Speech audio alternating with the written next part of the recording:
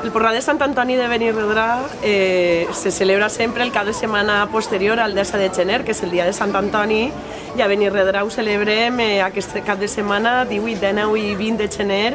i bueno, és un porrat arrelat ací al municipi i dins de la comarca de la Safor. Des de la construcció de l'ermita de Sant Antoni al segle XVII es va formar aquest porrat, que va ser reactivat en l'any 99 dins de la ruta d'esporrats de la Mancomunitat de Municipis de la Safor, i és un porrat consolidat al que venen en una afluència de més de 8.000 persones, i bueno, esperem que sigui un cap de setmana bo, que el temps ens respecte, i bueno, convidem a tota la gent a que vinga a tot un seguit d'activitats, tant culturals, socials, de festius, i bueno, estem ací amb tallers, amb danses, gegants i cabuts, teatre de carrer, tot un seguit d'activitats als que convidem a tota la comarca a que vinga a gaudir d'aquest porrat de Sant Antoni a Benirredrà.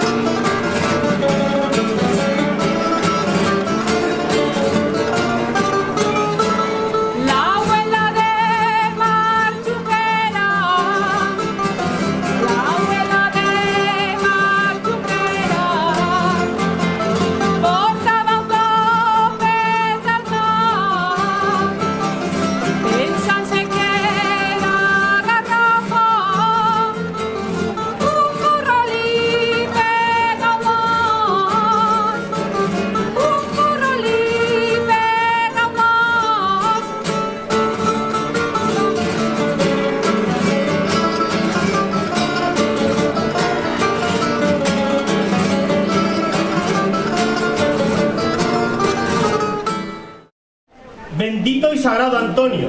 excelente confesor, defendednos del demonio, de fuego, mal y dolor. Elegís vida en desierto, reformando en religión, y sois de virtud ejemplo en ayunos y oración.